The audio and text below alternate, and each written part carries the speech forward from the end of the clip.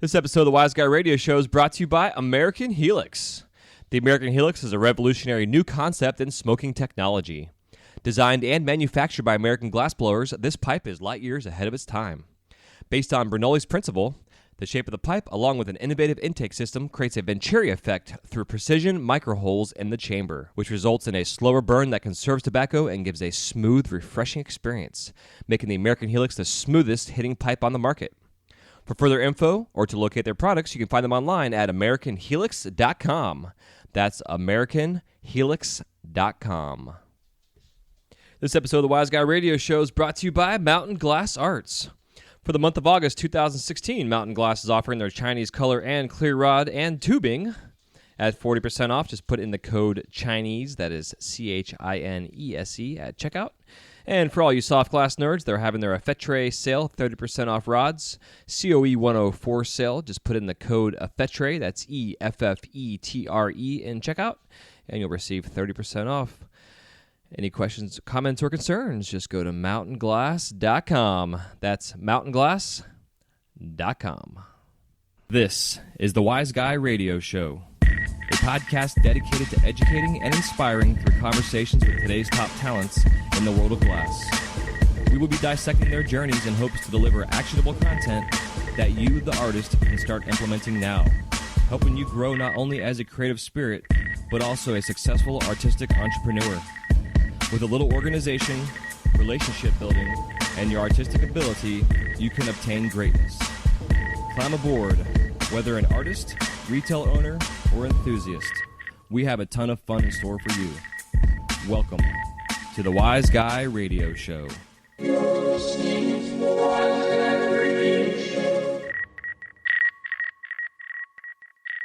Hey, what's happening? Welcome to the Wise Guy Radio Show, episode number 122. This is Jay Michael, your host. Thank you so much for tuning in today. With 17 years of experience behind the torch, I am as excited as always to bring you conversations with artists, sharing their stories in hopes to inspire and entertain while helping you grow your business. And today is no exception. Today's episode features Mike Mason, curator, administrator, and creator of Torch Talk on Facebook. You can find them at facebook.com/Torch Talk. And when I became a member of Torch Talk, there was 1,000 members, and now there is almost 6,000 members, which is absolutely unbelievable and pretty badass. So it talks about the creation of Torch Talk, their Torch Talk Tuesday YouTube show. You can just Google Torch Talk Tuesdays or Torch Talk, or go to YouTube and search it. And also we'll have all the links here for you in the show notes there for their Torch Talk Facebook group and the YouTube page. And basically every Tuesday they do a live Google Hangout. And there's usually 3 or 4 artists on there. Will Young and Mike Mason are the 2 cats on there that run the show. And then they have a guest or 2 or 3 and typically talk about glass techniques. They share actual demonstrations, all kind of fun stuff that's relating to glass blowing. And they're really excited for these guys. They were gracious to have me on back when I first launched the show to present the ideas and the concepts for the podcast, and then had me on almost exactly a year later to the date, where I did a flower demonstration on there and received amazing feedback from the audience who watched it and participated, those that actually went through the process and took action and made a flower. And it was pretty badass, and I loved the response and the feedback. It was pretty cool. So hopefully you will go check them out, and they have a whole shit ton of archives of content, different shows, and we get into discussion about that. And Mike and I have a very similar way of thinking and brain processing, so this is a fun educational roller coaster ride of a conversation, and I hope you will enjoy this one for sure. And just today I sent out the Secret Santa email to all those who signed up and participated before August 15th. If you did, then thank you for participating. We have over 54 artists that are involved in this first one. And because of the response, and just because in general I think it's fun, I want to do this every quarter. So basically they're going to line up with the end of each quarter to end one quarter and start the next, basically. So the next one will be in October, which I know is close to this quarter. Before we get into the interview, I wanted to talk about real quick the idea to slow down when you're working. Just yesterday, I had the day I was supposed to actually be off, and was asked to cover a shift, and I decided to because I enjoy it. And through the day, I ended up getting a custom order for a leafy sea dragon sculpture that I made, and it was about a 2-hour piece that I did. Came out super awesome. I was pretty pumped up. I actually posted some pictures of the actual seahorse or the sea dragon that I made on my Instagram, which you can go check out. It is at jmichaelglass, JMICHAEL Glass, and it took me probably about an hour, I'd say, to make the actual sea dragon itself. And at the end of the night, everything was good to go, cooled off, and went to go sign it. We have an engraving station where we have our Dremel tools and all of the lap wheels and cutting wheels that the engravers use. And they have a basin sink that they have their water in that helps to run through, obviously, and keep everything cool when they're engraving. And after I got done signing it, I backed up a little bit, and just because of being somewhat in a hurry, because I was getting ready to get off, and it was busy, and it was just crazy at the end of the night, I managed to knock the end of the basin, which then knocked the seahorse and broke the seahorse and knocked it off the figure base I made, and hit the floor and broke into 1,000 fucking pieces. And it was heartbreaking and embarrassing more than anything. We had a store full of people. The guests, actually, I had them come an hour after I initially told them to come, just because I wanted to make sure this thing went through a decent annealing process and cooled off in time. And so they came, and I broke it. So now I've got to remake the seahorse or the sea dragon and then reattach it and all that fun shit. But it made me realize that the reason it broke was because I was in a hurry and I was rushing. And it really made me think about, at the end of the day, or even during the process of creation, that it's really important that we slow down and take our time and focus on the step and the process and be in the moment. My brain was all over the place. It was actually been a really, really long week to end my week there. And so I'm not making excuses, but the fact of the matter is I just wasn't thinking and I was rushing. So when you're taking this, to heart and you're in the middle of working, take your time. Don't rush through the process, because typically when we rush is when things get broken or fucked up, or just don't go the way we planned, which then can lead towards frustration, which then can lead into more rushing because we're losing time per se because we're messing up. It's kind of one of those vicious circles that we get into. So just a takeaway from this was to take your time when you're in the studio, when you're finishing the process, when you're packing your orders, just everything that you do in the process, take your time. That way, when your customer, whether it's an individual person, retail stores, whatever, receive your items, that they receive them intact and the way that you made them. So there you go, a little tip for you, a little sharing my experience kind of thing too. And other than that, I'm going to let you go and get into this episode with Mike Mason, episode 122. Please, as always, do not forget to share this with your friends and family. If you're new to the show, definitely go on to iTunes and subscribe if you have not yet. If you have an iPhone or any kind of laptop or computer. If you're using a Droid, you can go on to Stitcher. There's podcast. I don't know, I forget the hell it's called, but there's different podcast catchers out there, basically, and apps that you can listen to for the Droid systems. But the Stitcher app is the most popular one. So whichever way you want to do. And also, if you have not yet, go to wiseguymedia.com. In the top right-hand corner of the website, I now have a new action button where you can come on there and subscribe instead of having a little pop-up window, because I don't like the pop-ups myself, and they get annoying. And I'm sure you as well. So there's a little actionable thing in the top right corner. It just says to sign up for a email, which is basically it's going to be sharing a PDF on the So You Want to Be a Glassblower series. It's a 5-part email series that you'll be receiving, and just by signing up to that, you'll receive the first email immediately, and then every day after that, you'll receive part 2 through 5, and just to give you some actionable stuff to read, some kind of inspiration and influence as well, and also get you on our email list so you can stay up to date with all things Wise at Wise Guy Media and Wise Guy Radio. So there you go. Love ya. Take care. Have a beautiful day. Happy melting. Stay safe, stay hydrated, and we will see you next time on episode 123. And for now, enjoy 122 with Mike Mason from Torch Talk. Peace.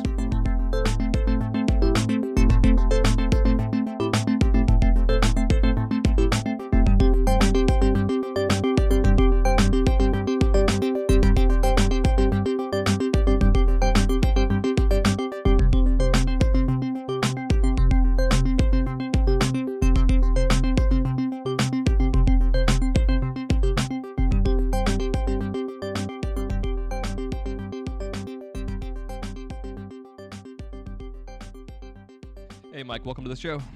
Hey. So, yeah, dude, stoked to have you on here. definitely want to get all you Torch Talk boys on here, and now you're on here, and it's pretty cool to get on here and share your story. And I'm sure we'll be rambling and all over the fucking place because you and I our brains work very similarly. So Cheers, I'm looking man. forward to this roller coaster here. It's gonna be fun. Yeah. Well, thanks for having me, man. Yeah, I dude. love the podcast and what you're doing with it, and it's a real honor to be here. Yeah, man. Absolutely. Yeah, thank you. So before we go too crazy, if you want to give us your humble beginnings, where you got started, and how you were introduced to the torch. Yeah. I'm pretty new to the game. I only started like about 3.5 years ago. I started as an apprentice with Mike Lewis, who's known as Fat Mike in the biz, wig-wag master, OG, a whole bunch of glass companies. Look him up, guys. He's great. And then since then, I've kind of I've taken a ton of classes. I'm almost like a freak experiment at this point. Like what happens if you take a motivated 32-year-old, let him take every dope class with every great teacher imaginable. And so yeah, I'm super blessed I've learned with a lot of awesome people. One of my first important learning experiences was with Mattis Cookie, and he kind of sent me down this path of Venetian style working and shaping, and I've tried to kind of keep my teaching lineage within that a bit. Actually, if they don't trace back to Emilio Santini, I want nothing to do with them. No, just kidding. But it's actually fascinating how many people trace their technique back to him. His work at Salem and other places, Penland, spots like that. But yeah, I'm primarily a marine worker. Lawrence Stump is another one of the big teachers in my life. I spent time with him. Kiva Ford, Steve Bates, Robert Mickelson, and Laceface. The list goes on and on. Jason Gordon, he's another important teacher of mine. Yeah, so really I've just been learning as much as I can over the past few years. I really believe it's a magical time to be a flame worker because so many of the best alive are teaching. And I used to take trips to go see concerts and stuff, but all of that has just been focused over the past few years into taking trips for classes. A lot of them have been at Virtue Flameworks in Maryland, and I'm in Norfolk, Virginia, so that's not too far. But others, to study with Kiva Ford, took a trip up the East Coast to New York. Lawrence Stump, that was a cross-country trip. So yeah, my path over the past few years has almost been educational, I guess, in nature. I've made products when I need to, and really all of it has kind of been about getting to that next class. And it's almost like college is ending now. I really feel like that. It's been nearly 4 years now. I've learned with so many awesome people, and I really feel like I'm just starting to put all of these techniques together into unique products. Hell yeah, yeah! It sounds like you're a seeker of knowledge. It's awesome, and especially with the, I definitely want to get into the torch talk a little bit later on, but definitely shows with you're also willing to share the knowledge too, which is huge. Well, cheers, man. Yeah, the torch talk thing, that grew out of classes actually. Will Young and the other guys who we originally did it with all met in Dustin Revere's online classes. And when those ended, we just kind of wanted to keep getting together once a week. And we thought it would be if we broadcast it, it'll be a good thing.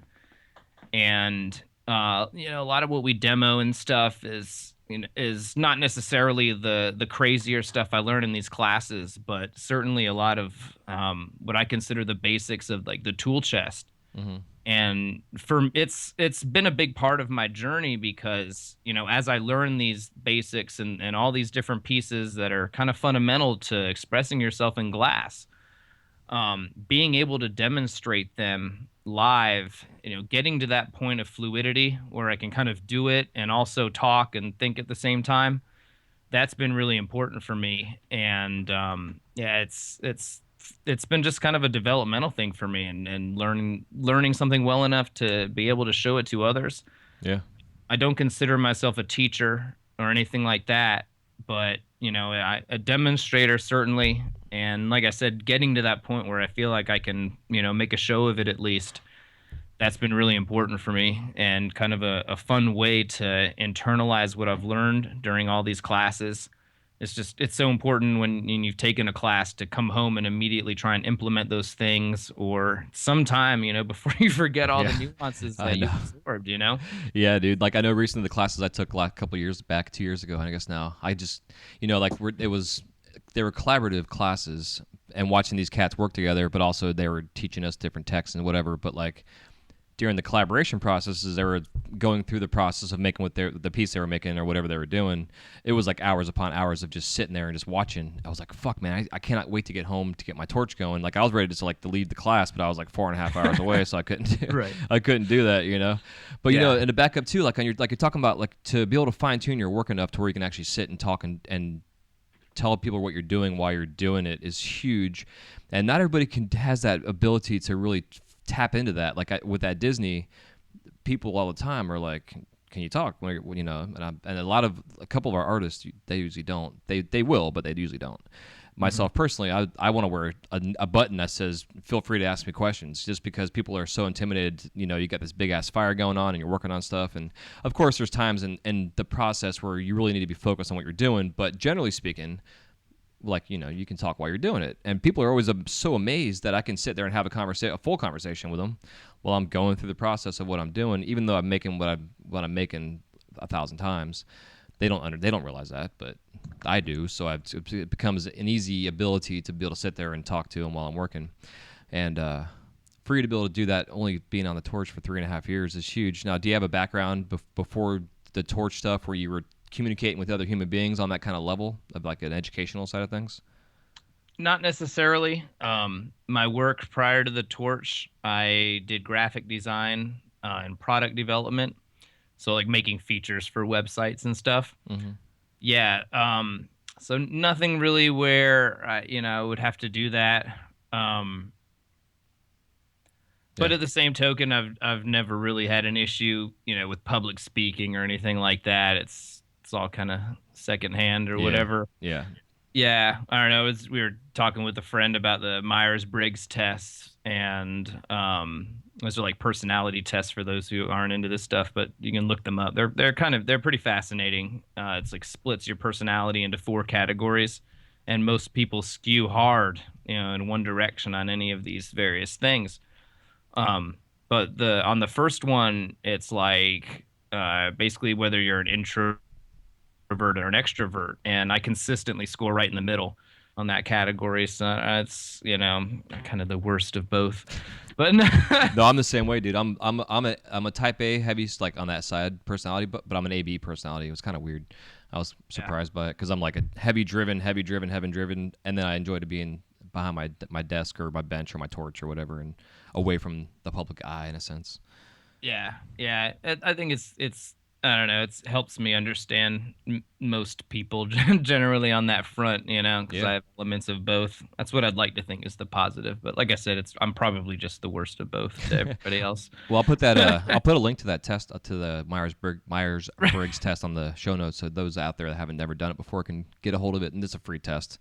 Right, yeah, it's pretty neat stuff, and I do think it has some relevance and can give you some insights into your own personality. Oh, it's huge, especially when you start setting up studios and bringing other personalities in. It's I've heard a lot of companies nowadays are doing these type of tests to figure out to make sure that these employees are compatible, whether they're a leader or just an employee in a sense, depending on what kind of role that they want to get into. Oh yeah, yeah. My last job, this is maybe what pushed me into flame working. I was always a glass collector. Smoke a lot of weed. No, like, I'll be editing that out, sir. yeah. Can we leave that on the cutting room floor, please, Jason? No, just kidding. But yeah, the last company that I worked at, it was like Reynolds and Reynolds. We ran like 40,000 car dealership websites or whatever, like an insane amount, and it integrates all the inventory and such. And so we managed this huge network of those sites. Another company bought the company really just for our huge customer base, and good name, and just immediately they became them. And it was bought by a private individual, and shareholders weren't cool with this. Like the company that bought it was kind of weird. and sketchy. And sure enough, like in this process of like deciding who they were going to fire and who they were going to offer a job in Texas, I'm in Virginia, so this is a big move, but they were trying to figure out who was worth keeping. And they totally gave us a Myers-Briggs test. Interesting. It's like, what? Huh. Yeah, it was like a Myers-Briggs test and then an IQ test. And it was just, I've taken a bunch of these things since I was like a teenager, and then for fun as an adult on the internet, whatever. And it's just like, I recognize these tests. You're not fooling me, man. They're only trying to keep the geniuses and the compatible personality types or whatever. So yeah, no, I've actually lived through that. And yeah, somehow I made the cut. They they offered me the job in College Station, Texas, and I had zero interest in moving there. I own a house here in Virginia or whatever, and it was just way too much complication to move at that time. And it's like, it's outside Austin. Austin's pretty sweet. Austin City Limits, great. They get a lot of good music there and such. It's a pretty chill area in Texas, but this was like outside of it and just this new area, super low cost of living, man. I'd probably, be 500,000 up in the bank by now if I'd made this move, but whatever. Anyways, yeah, no, I didn't want to work with this company. They drug tested for nicotine. Whoa. Yeah. Like me and the other employees, we researched this company, and they had just like an atrociously bad reputation. This is one of the reasons all the shareholders were freaking out, but it all kind of happened under the table pretty quickly before anybody could really do anything to stop it. And yeah, that's business. Yeah. Interesting. Yeah, I'm super stoked to be some percentage out of that sort of cycle, where decisions are being made for completely logical and heartless reasons. And yeah, man, it is what it is. Yeah, I'm much happier making glass than cleaning up car dealership websites or making brochures for apartment complexes. Right. Did product development at forrent.com. Oh yeah. Yeah, they're like a Trader or a Dominion Enterprises company now, but yeah, they you can go look at all the apartments on there and stuff. Yeah, we did like room planners and brochures that pulled all the data in via XML. For you nerds out there, no, just kidding. This is my world. It's juicy. But yeah. We so basically we were generating these really cool brochures for apartment complexes, like at the click of a button, and then charging them a ton of money for it. Not my idea, but that's how they did it. That's how it happens. I see that shit all the time, dude. Especially on the online business stuff. It's crazy. Yeah, that's the gig, man. Making a product and getting more for it than went into it. So yeah, but it's also skill sets that you've learned that you've been able to carry into what you're doing now. And that's what I find fun as I talk to more and more artists that are on the show, is like all these skills we've all been learning through our life. It's like it's all been gearing up to become a glass artist, and we could take all this shit and run a business, professionally, through marketing and advertising and building websites. I mean, it all takes time, but still, now that you have the skill set, you're helping run the Torch Talk group. I mean, that's a great example of it. Oh yeah, I'm practically a god at making memes because of my design background. Mike Mason, meme god. Right. Yeah, sure. Honestly, though, it's with the sticker packs that we do these charity sticker packs. We call it the Hunger Fund. A couple bucks from each pack goes to Feeding America, and by donating at the right times when they have sponsors tripling, we're able to do 66 meals per pack. We're up to nearly 30,000 this year alone with these packs. So it's I'm pretty fucking proud that I've somehow managed to turn making memes into actual fucking meals for people in need. So yeah, there is actually a slice of reality in that. But no, so much of my process actually begins digitally. All of my marine projects are heavily broken down in Photoshop, and I'm using the basically pixels per inch to get all the increments to match up. So I'm able to, even as I'm making components live, I'm able to measure if I'm a millimeter off in that component, or a sliver of the millimeter off, I'm able to make that slight of an adjustment in the original build breakdown, and then at the next step correct for it. And all this stuff, I'm sure other people have their methodologies for it, but the digital art and graphic design background has actually significantly enabled my process, especially in Marine, keeping everything with really tight control over ratio and sizing. Yeah. And a lot of my work is like these torch face Marines, for example. It's all about nailing that exact shape that reads to the eye, and that's about having that little tiny dot be the right size, the sheath around it for the triple mix. That's got to be the right ratio of taper, and having control of that right down to the millimeter and being able to check against it digitally. For me, that's been huge, and everybody's got their own process. And a guy like Josh Ford or something, he may not use a computer at all, but that's what he's inspires me with. Right. But for me, yeah, man, so much of my background in that has influenced my work here. And when I look back at some of the digital art that I was doing years ago, it's I was almost playing with glass there digitally. And then just my entire methodology is, I don't necessarily want to sit there and paint a bowl of grapes or some shit. I'm much more interested in pushing the capabilities of the medium itself. It's something I did with digital art and 3D design software back in the day. At one point, like, I was the Meta Creations Artist of the Month. Way back in the day. Yeah, and like this company used to make all the dopest like plugins for Photoshop, and then they made some really great 3D software. But the reason that I won that award or whatever was because I was really pushing the limits of what imagery the software they made was capable of generating. Huh. And I feel like that's become a big part of my journey in glass now. Is we were talking about this before the show. Something I'm really into is just finding ways to preserve really hard edges in hot glass. Yeah. Like with the prismatic honeycombs that I do, that's like a fumed honeycomb type of thing. But then being able to manipulate those finding these methodologies to preserve harder edges in glass than is technically possible. I don't know, I find that process fascinating, and yeah, it's tricky. Yeah, trying to find unique processes and ways to work, and I'm just getting started on this journey. It's only been like I said, I feel like I'm just coming out of college. It's been nearly 4 years now, or 3.5, whatever you want to call it. Yeah, I haven't checked the date in a while. Well, it seems like with your background, with the classes you've taken, and your background also with your digital media stuff, the people you learn from are very technical. I mean, you get into the Kiva Fords and the Mataskukis and Mickelson and those guys, and they're all very detail oriented. And it reminds me of like when I took my class with Joe Peters, and he had his honeycomb Murini that he had just like a shit ton of chips already pre-cut of all kind of ranges and sizes, and he showed us how he encased them and did his pendants and stuff.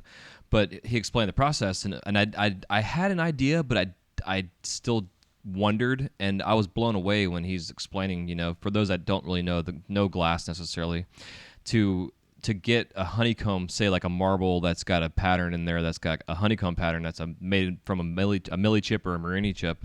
It takes thousands of feet of pulled out cane that has color on the outside to be able to cut down the right length and diameters to make everything match properly. So if you have like an encasement that's got like 20 circles in there of a honeycomb or whatever, they all have to be the same diameter, thickness-wise. And if one's off by a couple millimeters, you're going to be able to tell the difference, especially when you put all these circles together that then squish together and make all these little hexagons, And it's just an amazing process, but the amount of hours and time that goes into that process is why you can charge what you can charge for Marini these days. And I like where things are going in our industry, from going from the influence from the 200 to 300 years ago of the Venetian style glass artists that were making Marini. I mean, Jason Lee's like a good example of it, where he's taken his concepts of doing traditional Venetian work and making Marinis to a whole new level of modern glass blowing in terms of flame working. It's just mind blowing, But the amount of hours and the amount of skill set and the amount of time it takes, and the fact that you're using CAD, almost like doing 3D CAD drawings to make the shit work, dude, it's unbelievable. To me, it's your influence you have is there from your teachers, but you also don't have any influence except from yourself. So you're not like, I always kind of a side thing. I always kind of say like those that go to art school, you kind of lose your artistic sense in a kind of in a way, because you're doing what a teacher tells you to do instead of being guided on what you already know. Does that make sense? To take your ideas and then create your skill level, where a teacher's like, okay, you have to do this, this, this, and this way, my way, or it's like, the highway kind of horseshit. And like when I teach glass blowing, the very beginning basics, it's my way. I want you to learn the way that I do it, because I feel from my experience that the basic foundation I could teach you will allow you to then take your way and take that foundation that you now have and then do what the fuck you want to do with your glass, without me telling you what to do and how to do it. And so many people get stuck in this mindset of, okay, I have to do this, this, and this, A, B, and C exactly this way. I can't ever change any of that, because I'm not going to get to the end result, where really you can get to the end result 4,000 different fucking ways. There's no right way to get, as long as you get to the end result, Yeah, I agree with that, man. I think I'm still, too young to kind of really be the one to make these statements, but at my current perception of it is that the faster you get to the point at which the glass operates in your mind the same way it does in the torch, that to me is the goal. Like, for it to get a beginner to that place, because that's the point at which you can start conceptualizing your own ways to do things and not be stuck with, like just being taught almost monkey style. Okay, you pull here, you do this, you draw here. When you can truly start playing with glass in your mind and have a reasonable assumption that it's going to behave the same way when you actually get to the torch, I think that opens exponential doors, and just getting that internal understanding is incredibly important, and I feel like that's what frees people from having to do it the rote way they've been taught. I mean, do you want to actually be a glass worker, or do you just want to be somebody we could swap into Ann Meng's production line? You know what I mean? Exactly. Fucking bastards. Yeah. But yeah, I mean, I completely agree, because like when I teach, like the first 9 hours of my classes is nothing but sitting and watching. That way, when you're at a red light, you can sit and think about what you saw. And it's 3-hour increments. I don't want to overload what's going on. I mean, you can sit there all fucking day, but I say 3 hours, boom, clock goes off, alarm goes off, get the fuck out of here. Because if you get too much, then you can't focus on what you just saw that day. And even just bringing home a couple rods and sitting in front of the TV and practicing rotation and stuff, like little simple techniques. But the fact that you're saying that to be able to visualize the way glass moves is so big. My brain works in a way where I don't know, it's hard to explain, but I'm very visual in a sense, and I can see glass flowing the same way like water moves, or the way dough would work when you're mixing up dough for like a pizza or some shit or whatever. Right. It's just the fluidity I can see in my brain, but it's also 17 years behind the torch helps out. But even before that, I still had that visual acumen in my brain to be able to see things work. Not everybody has that. A lot of people are more tactile. They got to physically do it to be able to understand it. But if you can at least see it being done, then you can be like, oh my God, I didn't know it was done that way. And really, a lot of our secrets are that the shit's really fucking easy. It's but it's not at the same time. You got to have a technical skill, a hand skill. But in the sense, it's like cooking, either you have it or you don't. But if you can learn a technical basic foundation first, then you can get to where you need to get to, in a sense. You don't have to be an artist to make a fucking handpipe. If you want to make this amazing creation that's considered quote unquote art, then yes, you should be an artist and have that mindset. But if you're like an engineer brain or whatever designer, you can still be a glass blower and manufacture and create things in glass once you have a foundation set. Yeah. I think it's come up before in some discussions about how people from the culinary world translate well into glass. Mm-hmm. And, that ability to follow a recipe and make it come out right. And you can't just show that to somebody at Burger King. Yeah. And expect it to work. Yep. And yeah, it makes me realize that I left out a really important teacher before, and that's Roger Paramore. Oh, yeah. Yeah, he really gets into the fundamentals of glass. Like Santini is kind of the guy, because he traces back a lot of my teachers I would recommend learning with, and he does the longer form classes at Corning. He may not anymore. I spoke to him a few years ago. He was already like, I don't want to do that anymore. But yeah, it's yeah. Oh, sorry, I lost that one, but whatever. It's okay. Yeah. He gets into the fundamentals of the material and what's happening at the molecular level. So yeah, that's where I lost it. Was why I recommend these people as fundamental teachers. Santini traces right back to the Venetian source, but uh, Paramore, he's the one who gave me this kind of conceptual understanding of what's happening right down to the molecular level, and that's what's kind of when you internalize that, it makes everything a lot easier. Mm-hmm. Understanding why something breaks, how to prevent it or how to fix it, knowing where the stress is at in your pieces, all this stuff, and that I really think that was one of the more important classes that I've taken because it really did help build that internal understanding. Yeah, man, absolutely. This online course I'm going to be teaching that I'm launching here in October. Those are the whole week. That's all is all dedicated to the science of glass blowing, because I feel the same way. If you can get that part of your foundation to understand the science that's involved with what you're doing, learn what coefficient and COE and all that shit is, and why things don't work together, and why certain colors, because myself personally, I'm still learning all this new color coming out because I don't use that much color, but now that I have access to all this color, I want to use it. So I'm still learning. Certain colors can't go through an annealing cycle. Like I just made this Ninja Turtle a couple of weeks back, and it probably only went through 3 or maybe 4 kiln cycles. I think maybe 4, but I spent 3 months on it over a period of time, doing a little bit here and there. And I use forest green, and forest green could be a kick in the balls, as a color just in general. So I made sure I mixed a bunch of clear with it and tried watering it down and stuff. It still was pretty opaque, but I figured all this clear was going to help it on a molecular level to be more stable. Yeah. And it still checked all the shit on me. And I don't know if it was because it went through too many kiln cycles, because of how sensitive this color is, or what the deal is. And it's these kind of fails you have to be able to learn the process and what you're doing to experiment, whether it's a full project or just an experimentation. But that being said, to understand the molecular level and what goes on in the science of the glass is so important to understand down the road. Okay, this is why this happened.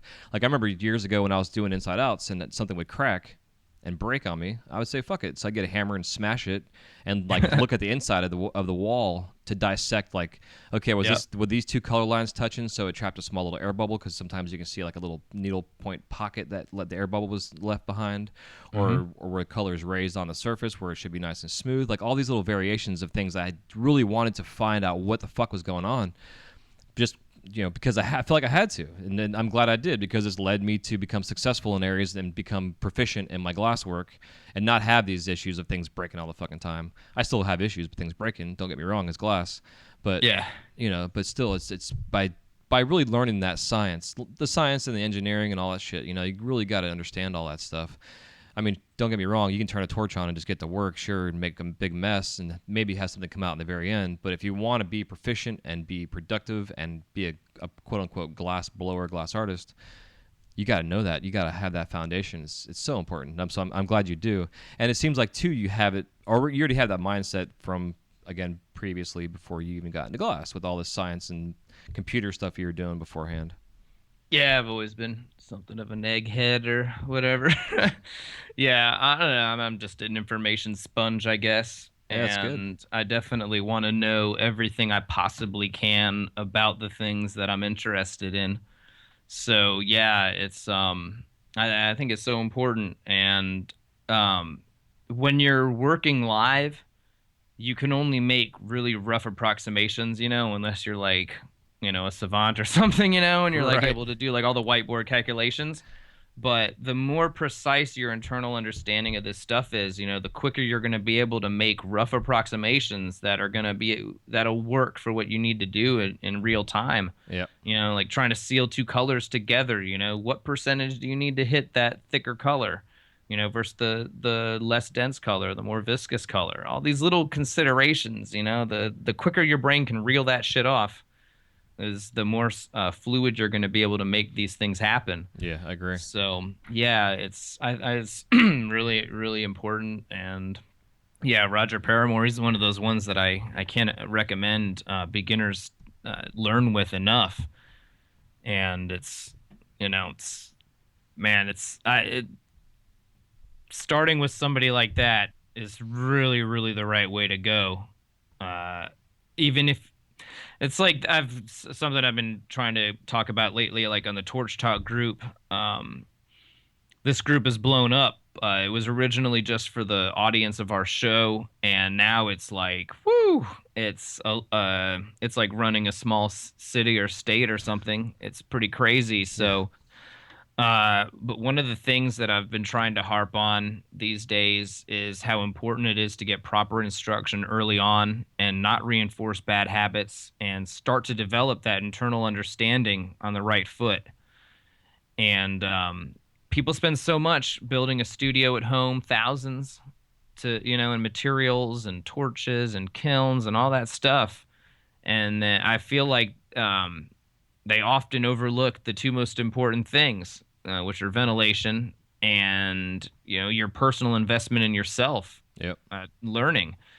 And there's so much great information out there. And just as an example, recently somebody was like, "What would you recommend to a beginner?" on one of these posts, and everybody gave him.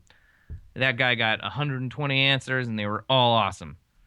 But I didn't really have a chance. I've been busy. I've been out of town at like a festival and stuff, and I didn't have a chance to reply. But I wanted to pop in there and be like, "Hey, look, man, you need to go learn your fundamentals with somebody proper because you've got so many great tips here, but the odds that you're going to implement them all properly, very low. He's going to fuck up 5 or 10% of them and just start developing habits on the wrong foot. He thought he understood it. He thinks he's doing the right thing. 6 months later, he's been doing the wrong thing the wrong way 5 times a day. Becomes very hard to unravel. And it's to the point where my advice to these guys who are like, "Hey, I'm thinking about getting my torch." It's like, start thinking about who you want to learn from first. Where's the closest, most awesome class you can get to, that's designed for beginners with somebody renowned, somebody with a track record of instructing. Yep. It's just so important. And yeah, just getting off on the right foot. Yeah, I completely agree, man, 100%. And it reminds me of my first apprentice was my buddy Mark years and years and years ago, like 15 years ago. I guess I was about 2 years into it. And he's a super smart guy and was working for a wood manufacturing company that made chairs and shit. And he was about maybe 4 months into the apprenticeship, had all kind of color materials, he had built a studio, the whole 9 yards for himself out back, and cut his middle finger off and the tip of his other finger and next to it, his ring finger, and more or less was out for like a year. I couldn't do anything physically just to heal the hand. But during that time period, he bought books, went on YouTube when YouTube was kind of around. I don't even think YouTube at that point was around. But either way, he did a lot of research and read books, and sales came up. He stocked up, got all kind of materials and whatever. But over that year period of time, he just, as if he was on the torch, he never did blow glass, but he just milked it and got his brain all full of all this information. So when he turned the torch on, when he was ready for it, it was like he had never stopped blowing glass. He knew what the fuck he was doing. And there were things that he was able to do right off the bat that he was able to show me that I had no idea about, or was, like when wigwags and those kind of things were first coming out and we were seeing that stuff coming out from the West Coast, we had an idea of how to do it, but it wasn't like really a foundational type of thing. And then we sat there and he sat there at himself and he's like, "Hey, check this out," and showed me how to do it. And I was like, "Wow, this is fucking awesome." So we started doing wigwags just from Mark learning from not even doing any glass blowing, just from doing research and, looking up things on back when glasspipes.org got started. And we had the GLDGA or whatever the hell it was called before the melting pot started. And, it's just, you gotta learn. And there's so many people that are bad teachers out there that think that they can teach, and they shouldn't be teaching. They just don't have it. They teach bad habits. And if they are a good teacher, they're teaching bad habits that they have. And like my buddy Richard, he's a new guy. He's been on the torch now for maybe 4 months, and he was already asking me if I felt that he should show somebody some of the stuff. And because people are saying, "Oh man, I'd love to do that," and you know how it is. And I told him straight up, I'm like, "Dude, don't even waste your fucking time. Your habits aren't there set up yet; they're not established."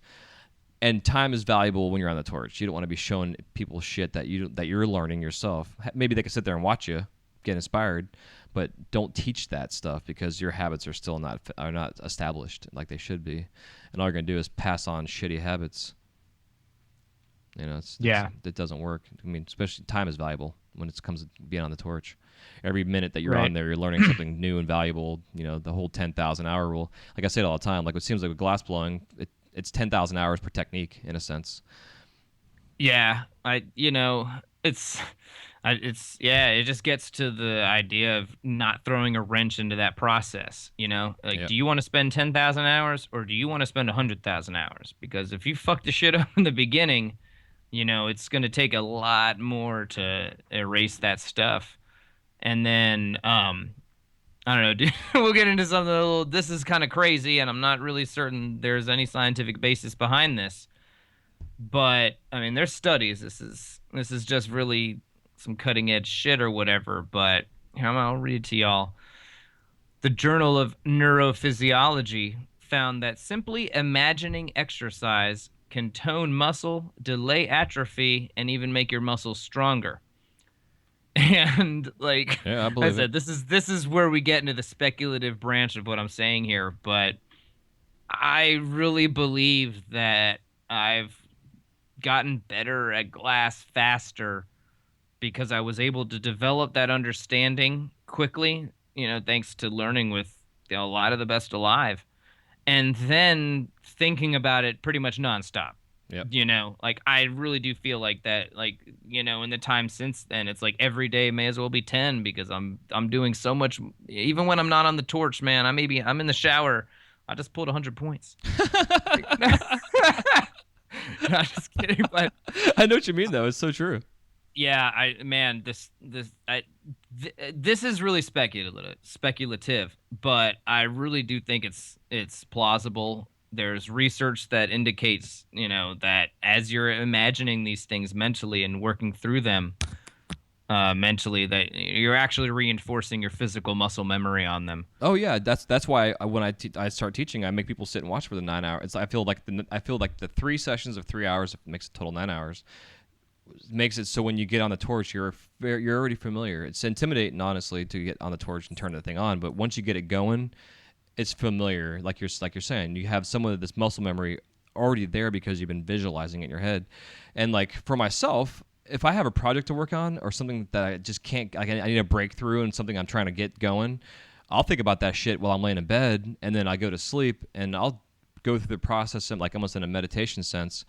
I'll actually create the piece in my head while I'm laying there as I'm falling asleep, and I hopefully will carry that into my dreams, where I'll go through the process of. And I've had breakthroughs through dreams where I've woken up and like from a dead ass sleep, and I keep a little notepad next to my bed just for ideas and shit, and come up, and I've had to wake up from a sleep and like I got to write this down right fucking now, or I'm gonna forget this tomorrow morning, kind of thing. And then I've taken those notes and brought them to the studio and was like, okay, let's go through these steps that I did in my head. And then I go through my steps and they work out perfectly. And I hear a lot of people out there, like a lot of successful people in other areas of genres of things. Tim Ferriss is a good example. He talks a lot about when high school, he was in high school wrestling, and I think maybe in college, but I think mostly high school. And he would sit and watch videos of a specific coach who was known for, I guess, creating all these national champion wrestlers all through whatever the collegiate area. And he would visualize in his head that he was the one learning from this coach. He had watched so many videos of this coach that he knew this coach's set, so he would sit there and meditate and think about this coach teaching him, and he would go through the process of learning. And so when he would actually get in the mat and would go through the process of wrestling, he knew what the fuck he was doing. And Tim Ferriss became a state champion wrestler because of it. I mean, I don't know if that was the only obviously not the only thing, but that was part of what got him to where he was at, as understanding certain moves, certain techniques, and everything else. And a lot of it, again, I think technique is really the key point of all this, to understand technique through a foundation, through good habits. But the technique, if you learn it the right way the first time, like you're saying, you'll save yourself a shit ton of time. Yeah. And it's been the same. It's even more straightforward and like in the graphic design and development side of things.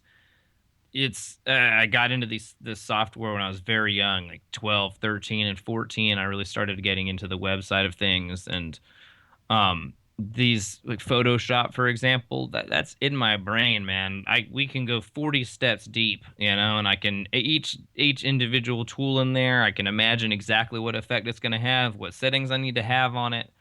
I really do think it's the same way with glass. And yeah, when you get to the point where your dreams are matching reality, yeah, you know your brain has truly, has a copy of that software. Yeah.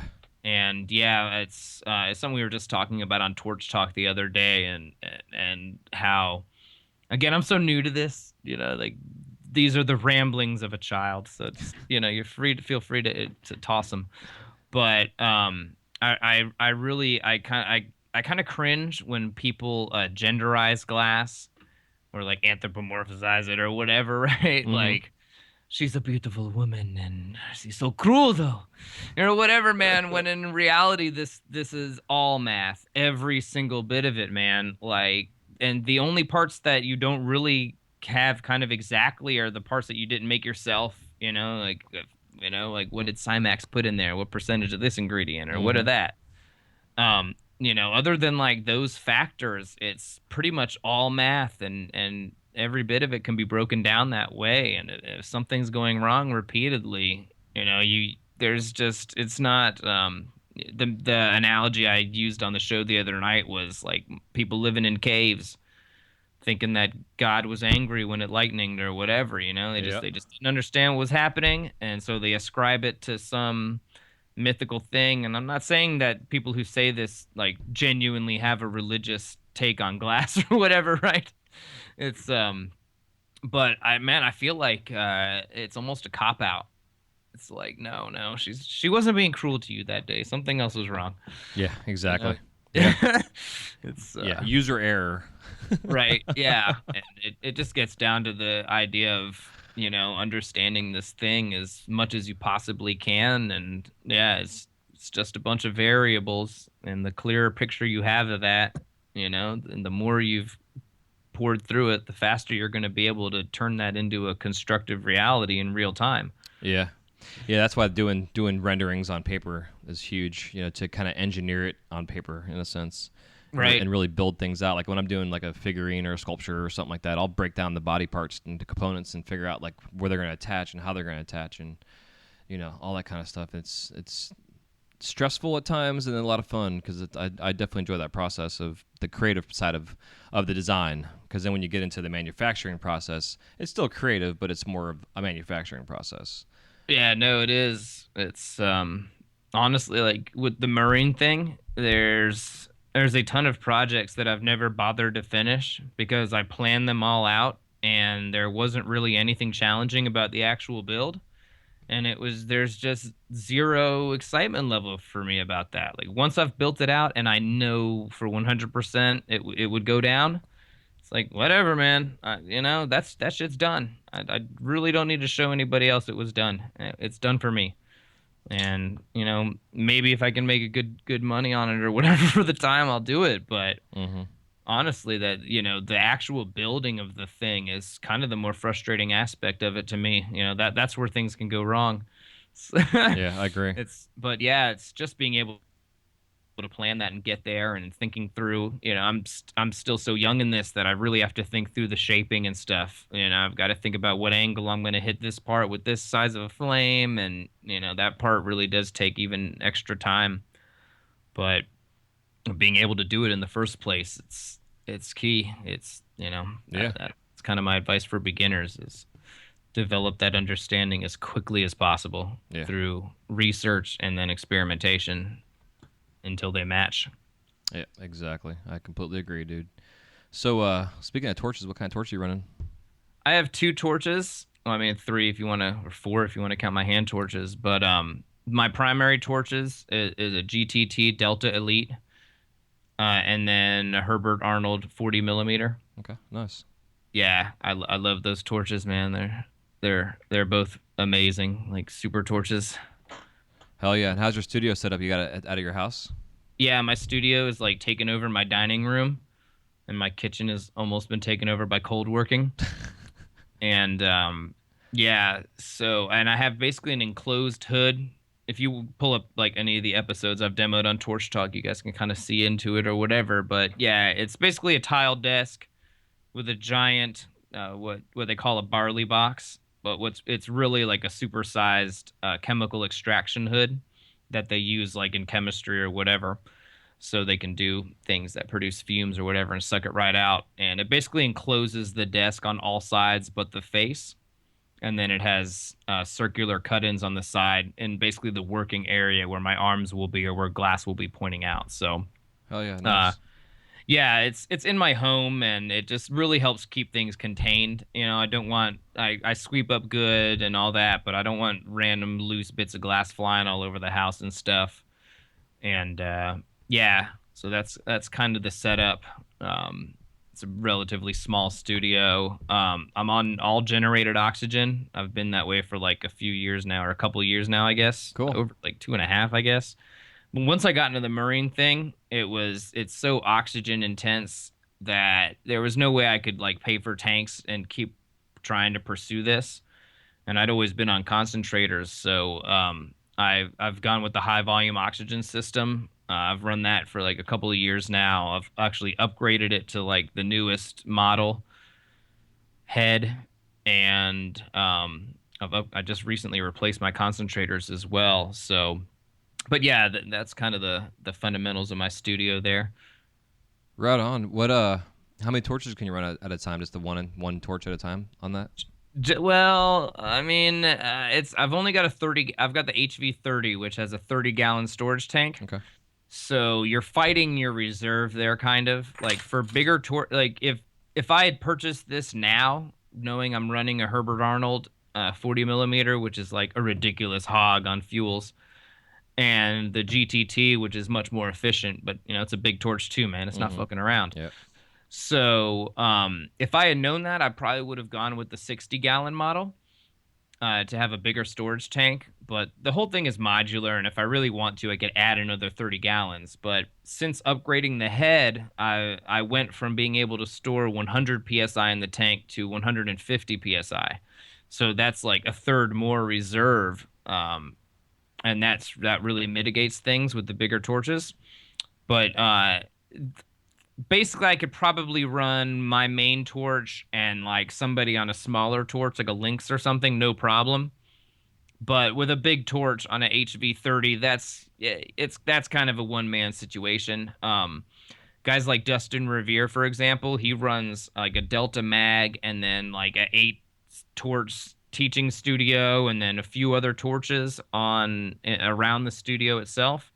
He's got like the HV60 with an extra 60 tank, to give an idea of what's possible with the scale. So like I'm on the lowest end of the scale imaginable in terms of my system, Yeah. But these other systems that have an additional compressor and storage tank and stuff, they can run exponentially more torches and huge torches at once, along with all those others. So yeah, mine's totally fine to probably run like my torch and then a smaller one, or my torch is in the hand torch. But it's just like glass. It's all math. You've got your torches that need so many liters per minute in whatever flame size they're running. And, you've got your concentrators that are putting out X amount of LPM. Most of them are kind of set up for like 310s. It's like a 30 LPM system. And then how much reserve you have. If you have a 60-gallon tank that's compressed to 100, you've got this long, based on how much the torch is doing. And if you've got it at 150 and a 60-gallon, you're going to have significantly longer reserve, enough to potentially run another torch without ever getting below the minimal amount that the system can re-add. So yeah, it's I don't know. We've on Torch Talk, man. We've had like Scott from Oxygen Frog and Mark from High Volume.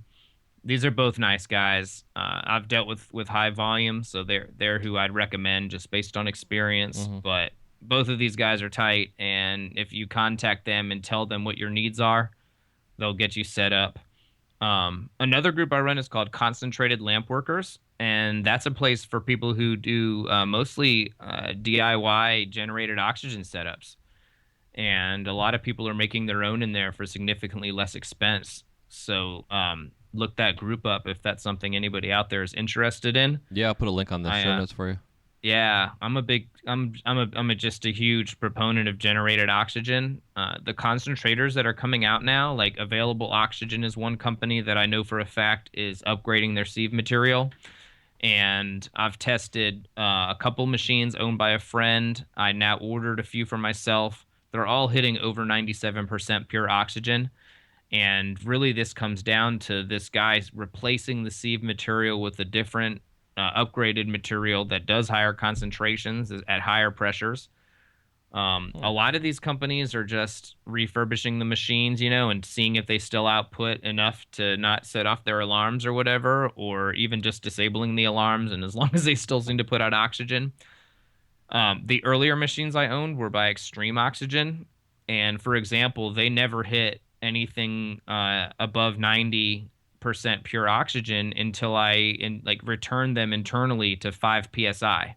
So they went from 15 to 5 where they were supposed to be stock, and now they're all of a sudden putting out 95% pure oxygen. Huh. Whereas, yeah, available oxygen, his test out right out of the fucking box. And that's huge. I think HBO, and I know some other people are working with this sieve material as well. Like there's about to be a lot of options with really nice sieve material.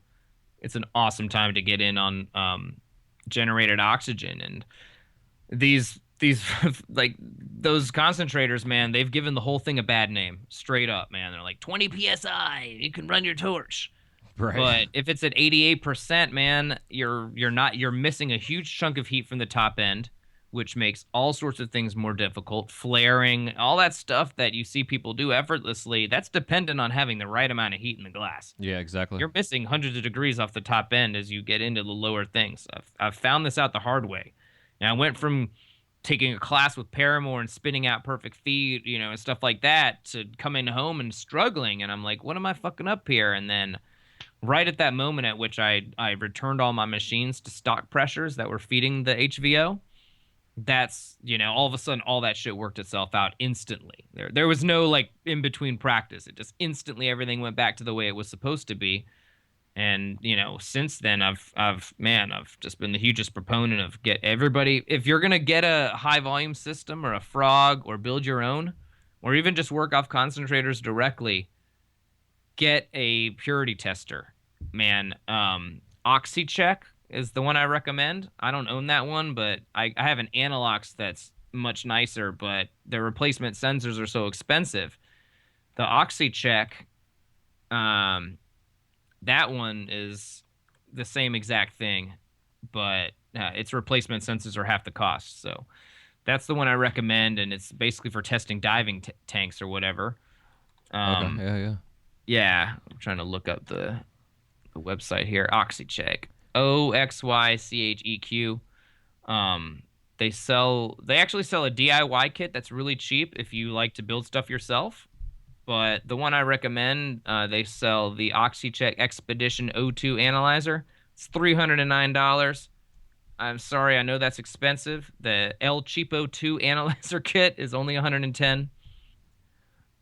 But the reality is that if you're moving to generated oxygen, you need to know your purity level. If something is wrong with those machines, something is going to be wrong with your torch. Like, it'll keep working fine, but like I said, you're missing heat off the top end. You're going to have major problems with flame chemistry. And, as like I said, I'm a big proponent of generated oxygen. But what's been giving it a bad name is these jacked up concentrators that didn't actually put out the purity they claimed.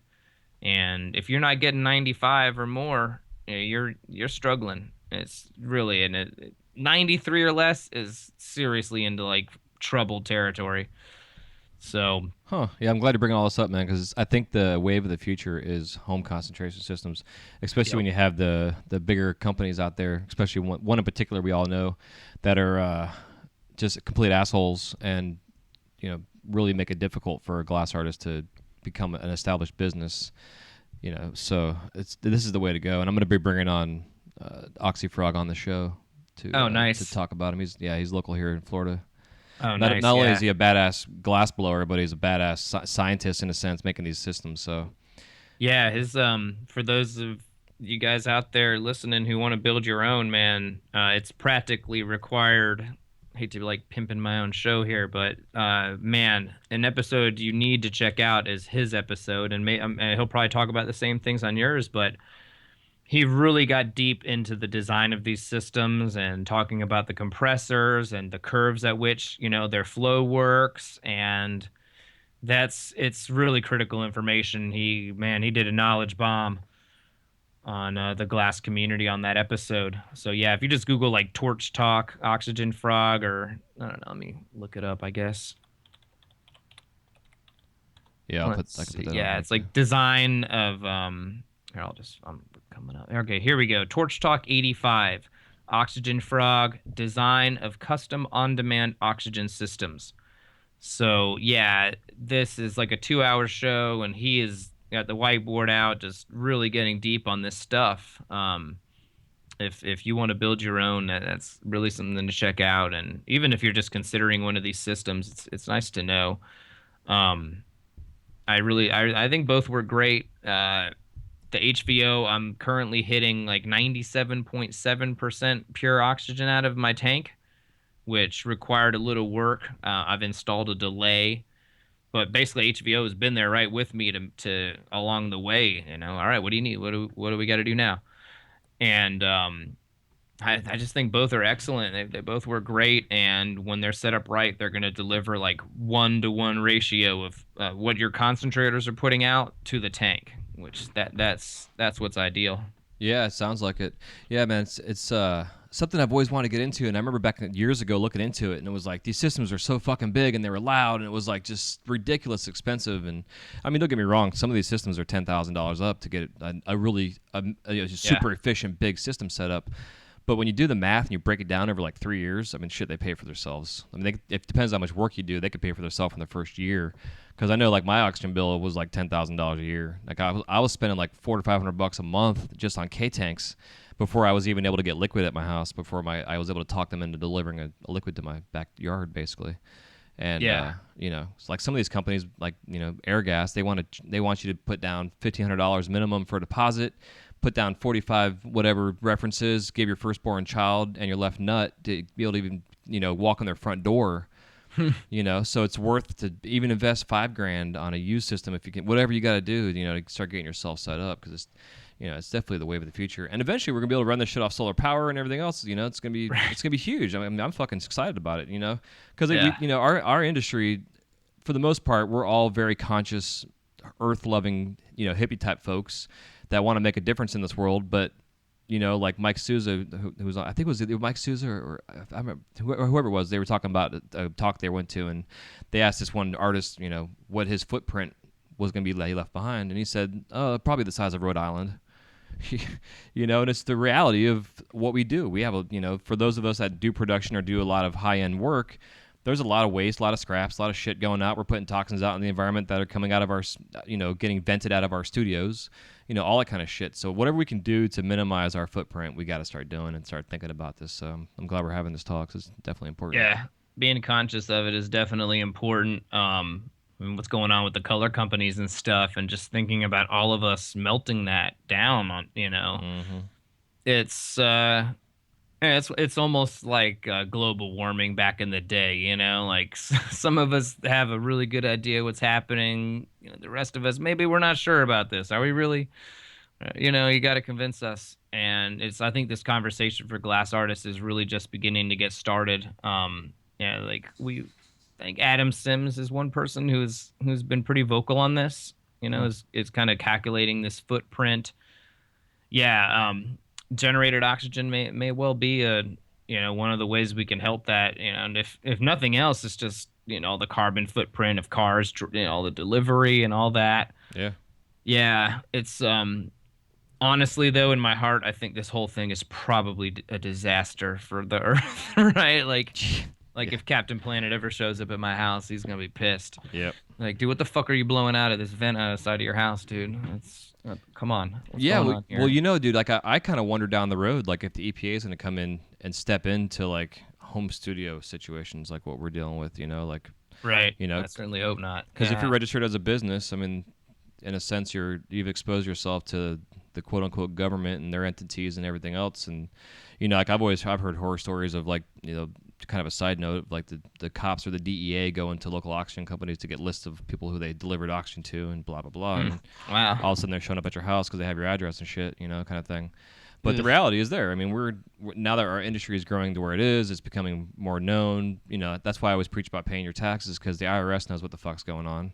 And I think down the road, the EPA or something of that nature is going to come down on us as well, or OSHA or what. I mean, I don't know, but it's the reality of what we got to think about to make sure that we're safe and we're efficient. I mean, I don't know if for ventilation, if there's like some kind of like bag filter kind of gimmick you can put around your ventilation outside your house, to help capture some of that shit, like some kind of filter, I'm sure there's stuff out there that mini bag house. Yeah, some kind of, but it's also probably very expensive.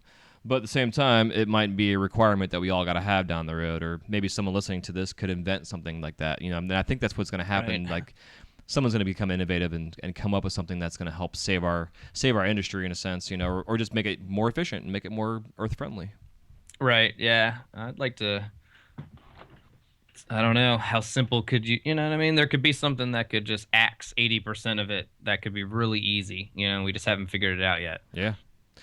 I mean, fuck, dude. The filtration systems nowadays are just amazing that you just get inside your house. Like, I got this. It's called the Rainbow. I don't want to promote them or anything, but it's called a Rainbow, and I guess it's been around for like 60 years. Like, it's a water filtration. It's an air filtration system, but it uses water to filter the air. Okay. And it's super expensive to buy like the high-end model, but it really shows how much shit it pulls out of your fucking air in your house just from looking at the water that's in there. It's kind of crazy.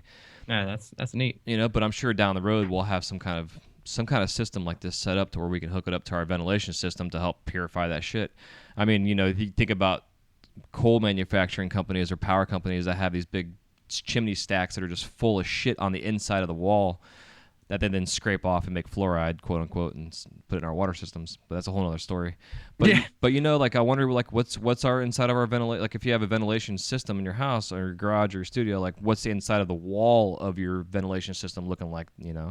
Like a ducts in our AC in our house. Like, you gotta get that shit cleaned out every once in a while. Otherwise, you get build up, and you can start a fire because there's too much shit in there, or all that toxic stuff. I mean, who knows? And that's the thing. It's like I always like to question this stuff because, like you're saying, we're so new, even though we've been doing this for a long time, but still it's a new thing. It's growing so much exponentially daily. Yeah. That these kind of things got to be thought about and really tested and really figured out. Like the companies that are pushing out all this fucking color. How are they really testing it before they put it out? I would hope so. I would think so, but who knows, really? Yeah. Yeah, quality control at some companies seems to be better than others these days. Yeah. But it's, I don't know, man. I'm tempted to go up to my attic. I've run my exhaust out through like a long hard duct in the attic. And I'm tempted to go like pop the fan off and just like hit a black light in there. see if the walls glow or something. Right? Yeah, I mean, shit. You could have glass dust. I mean, you could all kind of shit in there. Who knows? I'm sure there's glass dust. Yeah, that's for sure. But yeah, I don't know. I mean, I remember a post. I don't even remember what group it was, but somebody had posted like a picture of their setup, and they were like, what do y'all think about this? And he had the fan shooting straight out the back. And it was like, that effect when in a video or even when you're like looking through a fan, if you look at it through the right angle, you can see straight through it essentially, Yep. The blade's moving. And when he looked at it straight on, that fan was aiming directly at the neighbor's tomato plants. And I remember I just like found some picture of like a silver, somebody made a tomato, like cast it in silver. I put that up as like a joke. But like, dude, what are you doing? I do not want to eat those tomatoes, bro. I don't know what to do with that marinara. Fuck that. Yeah, I've seen some studio setups where they had their air coming in through their door in their garage, and their window was right next to the door with their fan blowing out. So all they're doing is just like bringing the shit right back in their studio, this big circle. Just, just goes round and round and round. Yeah, that's pretty funny too. so unsafe. But as we all grow and learn, and we make this more knowledgeable between your show and my show, it helps to save the world one day at a time. Yeah, we're doing our best, and just as long as we're talking ventilation, this is kind of like my Torch Talk group policy. Whenever ventilation comes up, I want to make sure that Mike Aurelius, he has what's called a ventilation primer. Everybody should like Google this because it's might just like type in Aura Mike Aura ventilation primer, and it's gonna pop up, and it's like some pretty freaking detailed breakdowns of all these considerations, and that he's not fucking around with this math, y'all. So start thinking about it. There's all those breakdowns for like how many square feet is the opening, how many CFM do you need to move all this air, the right amount of air, so that it's being refreshed often enough that you're not sitting around in toxins. And yeah, it's really well done, and it's like we have like a guide for the moderators of Torch Talk, and I forget the wording, but I'm like, anytime ventilation comes up, like that primer needs to be linked, just to kind of cut people off at the pass from giving any bad advice. Yeah, absolutely. Right, y'all could say whatever the fuck you want as long as the primer is linked, and any truly bad information, our moderators are actually empowered to delete.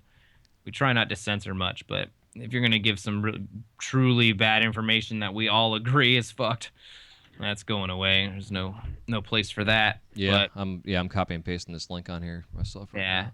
It doesn't happen too often, honestly. I mean, I know it's frustrating to some people out there. It's, oh man, it's the same blah blah blah and all that, but in general, man, bad information just doesn't fly on there, and if it's up for a very short period of time without being contradicted.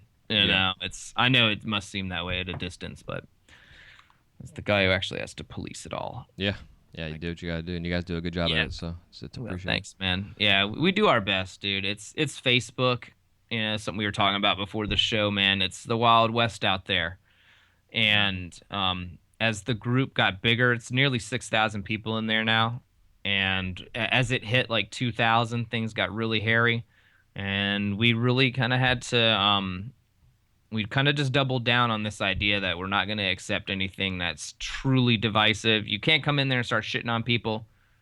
You got to be at least somewhat nice. There's none of that name calling. And ultimately, it's not been about creating necessarily like some hippie commune, that's fake, but more about creating an environment that matches what it's like when we all get together in person. Because when we all get together at an event, man, it's nothing but love, dude.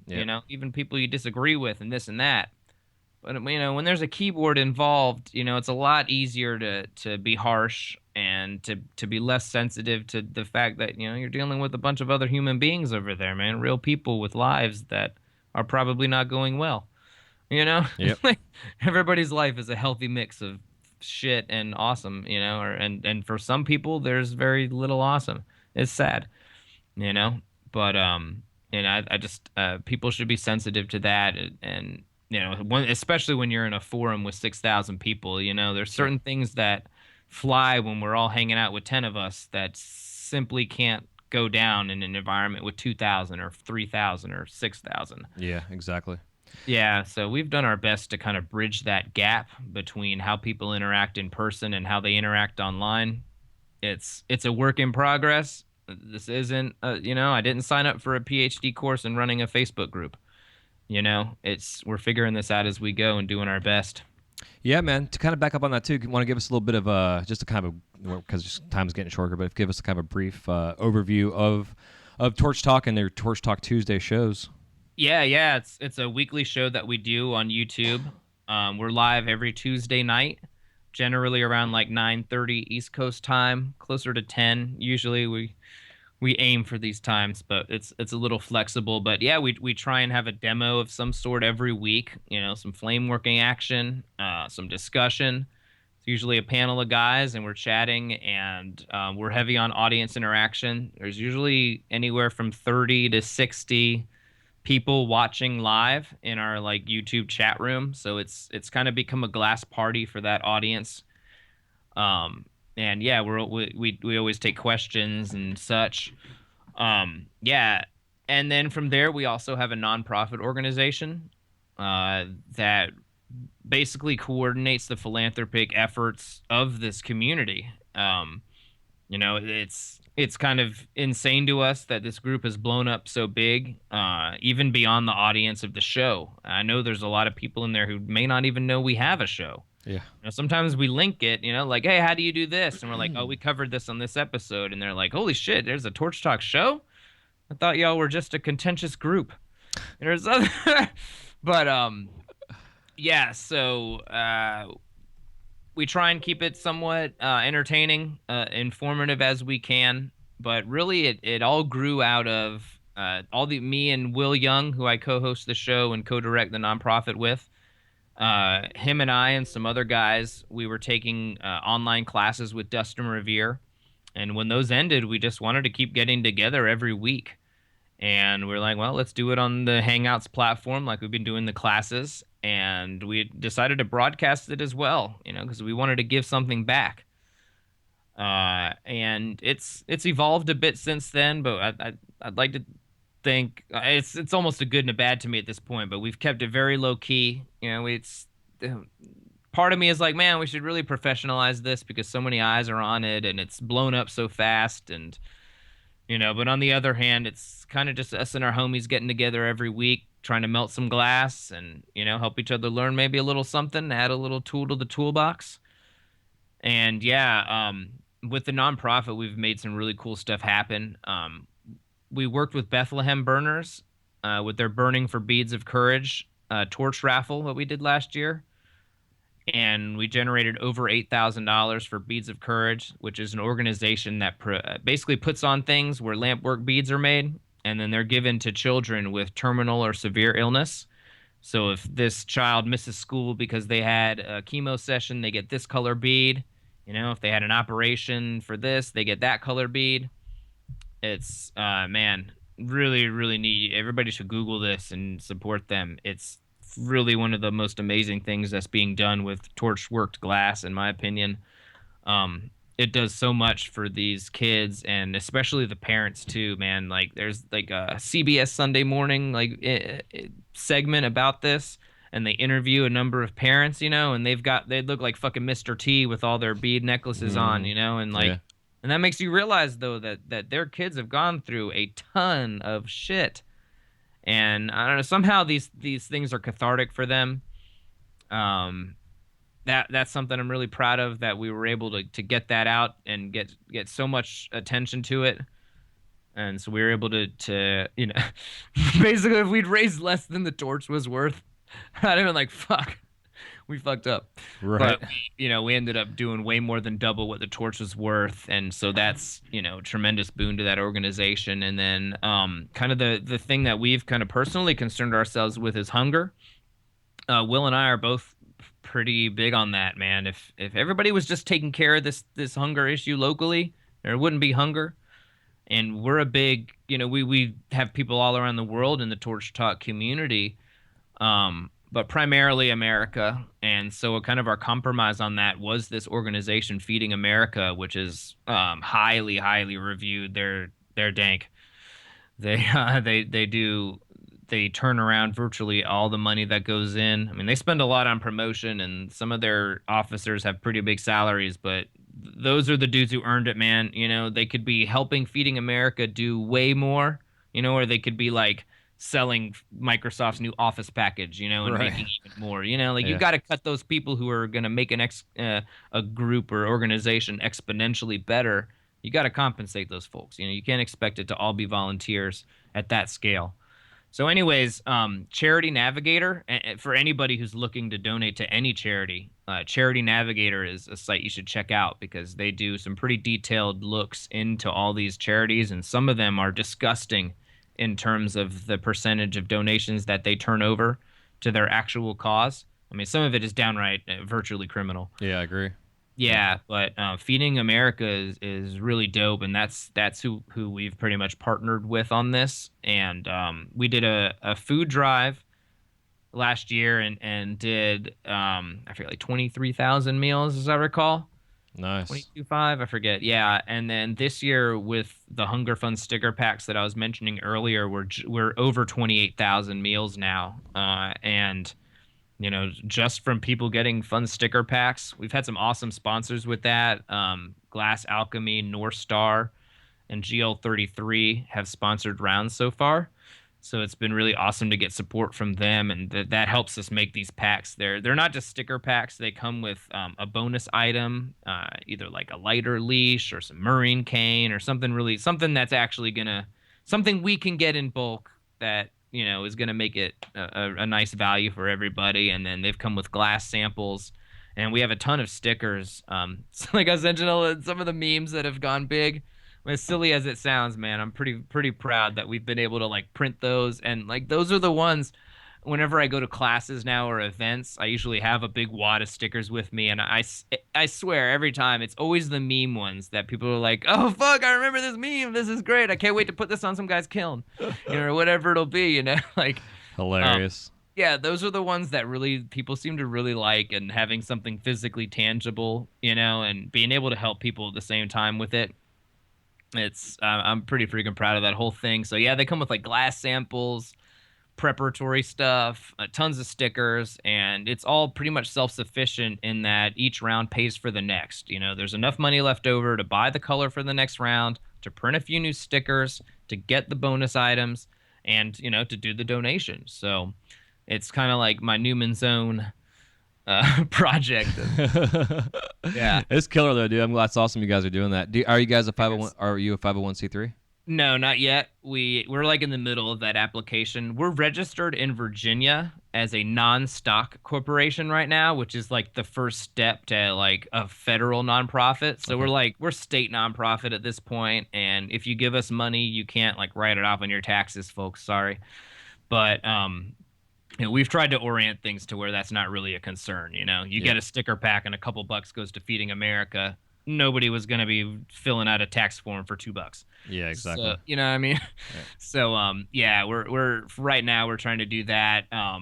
But ideally, and this is probably even more strategy than I should be discussing, but the idea of becoming a nonprofit is that we'll be able to attract grants and do things that, basically maybe put on events or just do really cool things for the flame working community with grant money that, otherwise we would have had to ask flame workers for.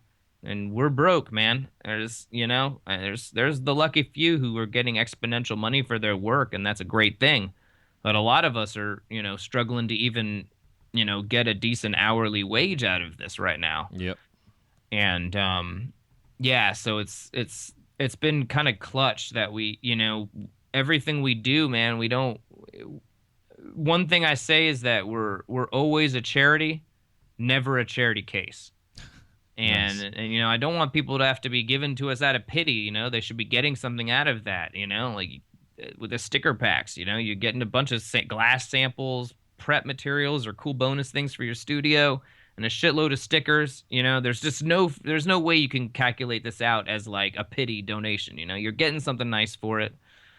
And we just don't ever want to be that way. This isn't like a GoFundMe sort of thing. We don't accept sponsorship for the show, only like the specific philanthropic projects that we've done.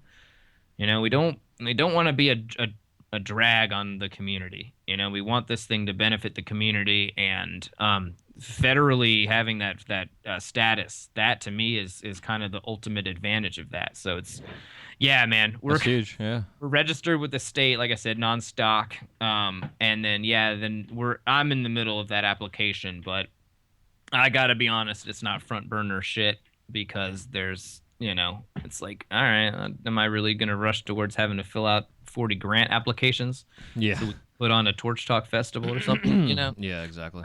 It's on the to-do list, but we're registered at the state level as a non-stock, which is Virginia's word for nonprofit. So too cool. Yeah. Hell yeah, dude. Well, I guess on that note, let's go ahead and take a quick break to thank our sponsors, and then we'll come back and we'll get the Crash and Kiln round started. All right, tight. All right, cool, man.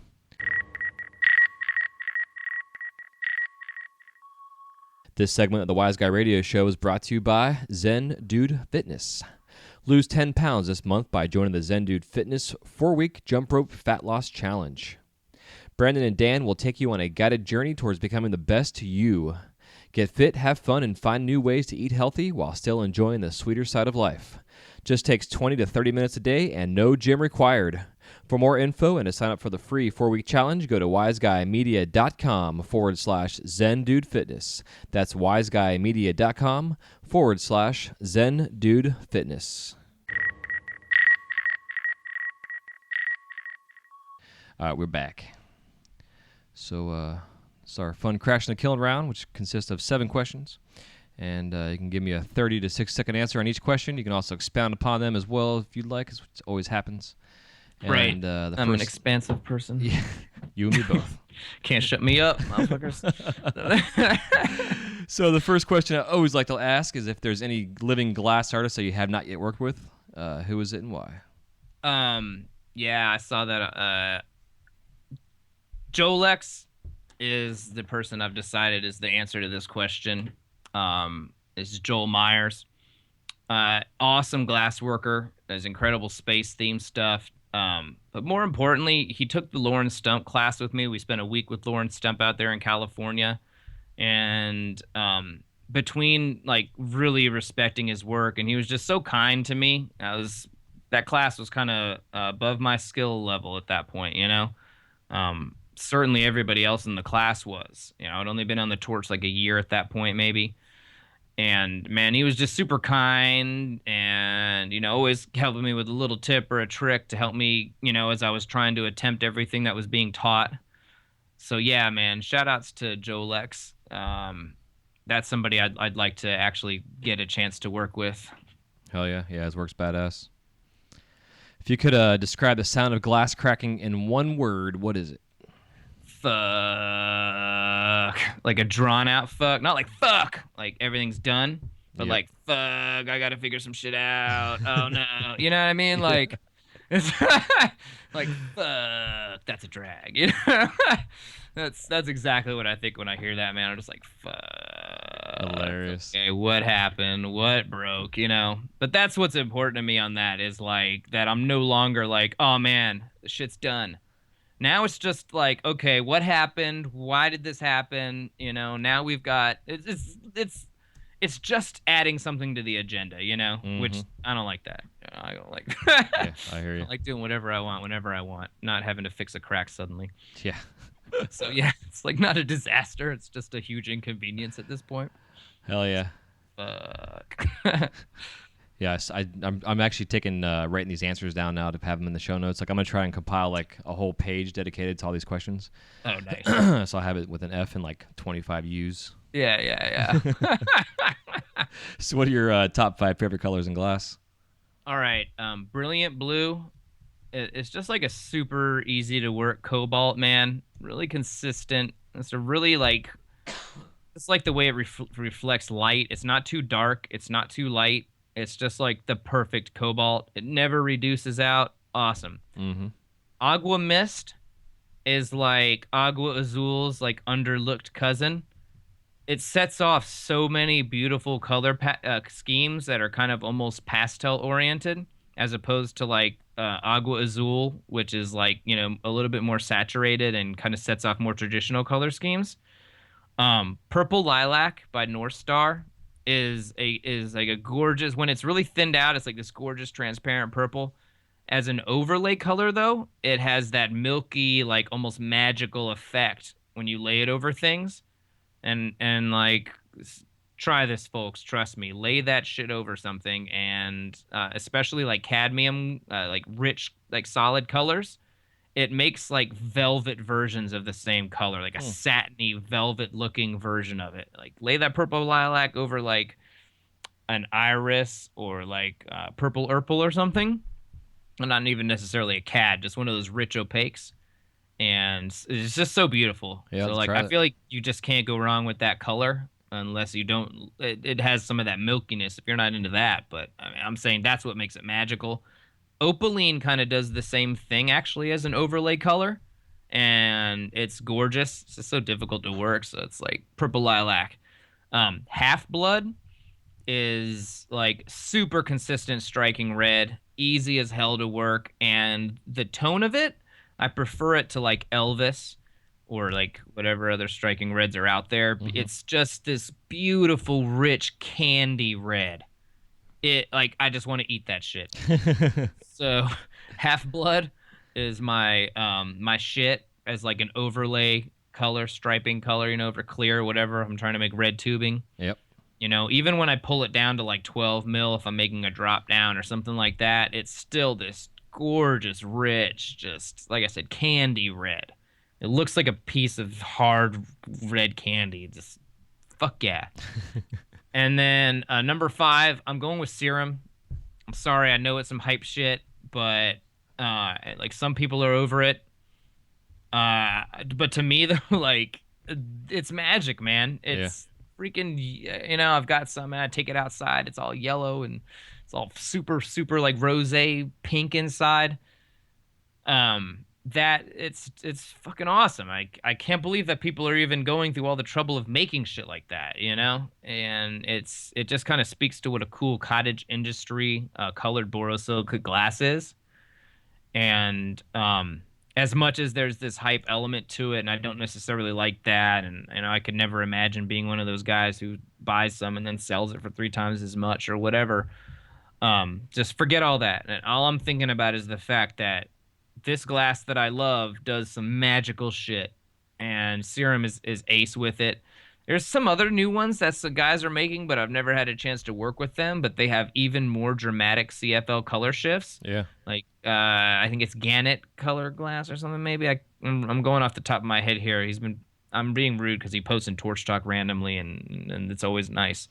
But I'm drawing a blank on the name. But anyways, Serum is one that I actually have and have played with, and I think it's just fucking magical, and it's awesome to me that people are making glass that does shit like this, that it was worth their time to throw neodymium or whatever the fuck they're using in there and calculate it all out. It's oh man, there'll come a time perhaps when this critical mass won't be in place, to where they can even justify trying that.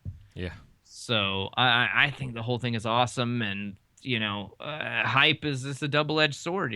If there weren't that hype, they wouldn't be making that cool shit in the first place. Yep, exactly. So yeah, hell yeah. Those are some colors I like. Nice. So what's your worst injury in the studio? Okay, we can cut this. We can go with cuts or burns. Yeah. Cuts, man. I was like trying to wrap and rake something way before I knew what I was doing, and I put way too much pressure in it. Rod cracked, sliced my shit open. I'm laying on the floor at Redemption, which is like Mike Lewis's company, laying on the floor in shock. There was like a sweat angel of my body when I was done. Yeah, that was pretty bad. But I really think the worst injury is when I was live on Torch Talk. I had the Herbert Arnold on.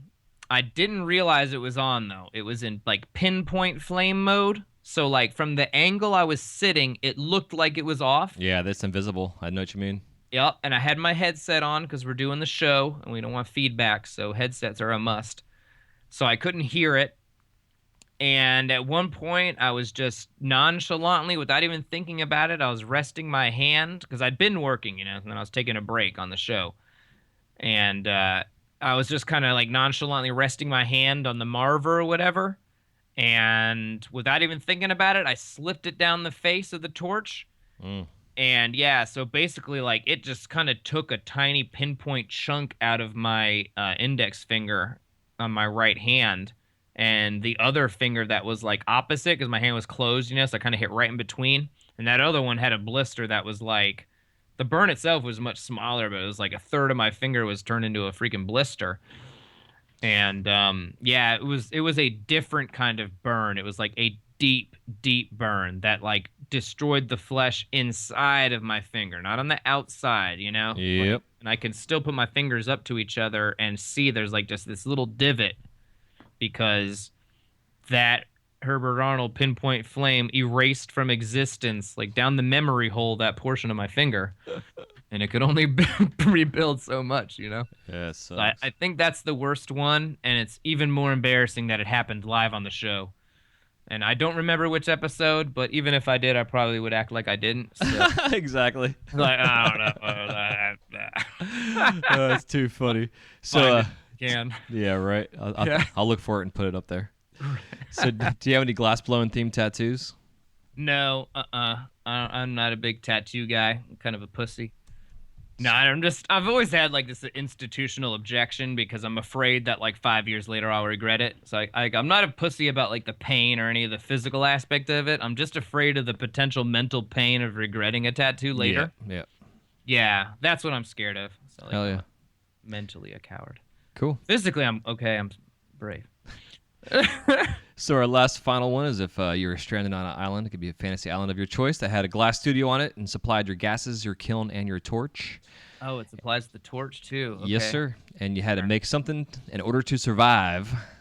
What 5 items would you bring? All right. Well, I had a torch on that list because my version of the question didn't have the torch. So, but we'll just start. Okay, Jax. In a situation like this, if it's only 5 items, man, I gotta go with the one that allows me to eliminate a bunch of items. Mm-hmm. The Jax, that's that, because man, I can use that. Like I've gotten comfortable enough with it that I even use them for really small stuff, like reaming out like bales for a pendant or something, like a hollow bale. You know, even the little tiny tubing, man. I've gotten that muscle memory down of like bringing the tip of that jack right into those small hole, even if it's way far away from the handle, you know? Yeah. I'm in there, man. Jacks give me like a paddle. They give me multiple reaming surfaces. Yeah. Steelhead claw grabber. It's like a really big claw, but it's by far the most versatile. Like, I've got a bunch of Herbert Arnold claws, but they're only good in very specific ranges. So I'd have to go with the steelhead claw. A Jaws tool I want to bring. Because like I thought a lot about this. I was like, man, because I've like a lot of my work is marine oriented, and I need like specific size chips for it and stuff. I was thinking this through. The Jaws tool is the way to go. It's just way more versatile than disc nippers because it will allow me to break down big tubing, but will also allow me to like, in lieu of disc nippers or a saw, it's gonna allow me to make little scores. So like I could score and then lens up and then just snap it off. Hell yeah. You know what I mean? Yep. Plus all the other things it can do. You know, if I want to work off points, if I want to work off blow tubes, you know, I'm going to be able to crack those open real quick. Glasses, I'm going to bring an Aura split lens 3 and 5. Hell yeah. At home, I have like pairs of in 3 and in 5, and I just switch as needed. But if I'm going to an island, I got to bring the 3 and the 5. I left that other slot open because I was like, Herbie 60 millimeter, you know. But if the Herbie's like coming with me as like part of my like default appearance package, yep. Yeah, I don't know. That one, maybe diamond shears, maybe the parallel mashers. I kind of like the idea of having a masher, but you know, if I've got the jacks, I can kind of mash with the other end. That one haven't had the full opportunity to think about. I also might consider my tooling rollers because this is kind of like a Kiva Ford thing. You know, I learned to work with those with him, and they allow you to check for straightness at any point in the process. To me, that is critical. You can get away with things being, you know, these close approximations, but having the tooling rollers and being able to check at every step in the process that you're perfectly on axis, that makes everything so much easier, you know. Yeah, it's huge. Yeah, I mean, pushing Marias, tapering, you know, anything that involves these movements, you know, while you're rotating the glass. If it's coming off as you're doing that rotation, and you know, you might potentially do 9, 10, you know, depending on your handle size. Mm-hmm. You might get 3 or 4. You might get 10 or 15. You know. Off of like a point that has a smaller diameter handle. So like if it's coming off X amount of degrees each rotation, you know, there's just no way you're going to be able to keep a straight anything. And, you know, things can look pretty damn good roughing it out if you take your time, you know, and kind of rotate and see the handle on the other side go up or down. But being able to check for true straightness on a tooling roller, that's pretty clutch. I think my 5th item would have to be the tooling roller if I don't have to use one of those slots for the torch. Cool. Hell yeah. Yeah, and then plus, I mean, you can tool things on it, of course. You know what I mean? Yeah. Like, yeah, I mean, it makes like flaring blow tubes so fast and easy. And if you're gonna make joints and stuff like that, it's man, anything small that you can just kind of rotate on a tool on that thing, awesome. Hell yeah. Well, good Yeah. shit, dude. This has been all over the place talking. It's been a lot of fun, and I think educational in lots of areas, especially talking about being conscious about the earth and yourself and learning and lessons and getting a good foundation. So I definitely appreciate the chit chat for sure, man. Cheers, man. Yeah, I don't know. I think the secret to life is figuring out what we like to fuck up and then not doing it. Yep. For real, you know what I mean? And so getting off on the right foot with all these processes is just so critical. And even in terms of your work habits and stuff, if you know that something's keeping you from getting to that torch every day and not putting the time in, nip that shit in the bud. That's it, man. Hell yeah. Well said. Yeah, know thyself. The Matrix. Yeah, exactly. Hell yeah, dude. Well, before I let you go, if you want to tell us where we can find you out there in cyberspace. Yeah, my Instagram is Mike Mason Glass.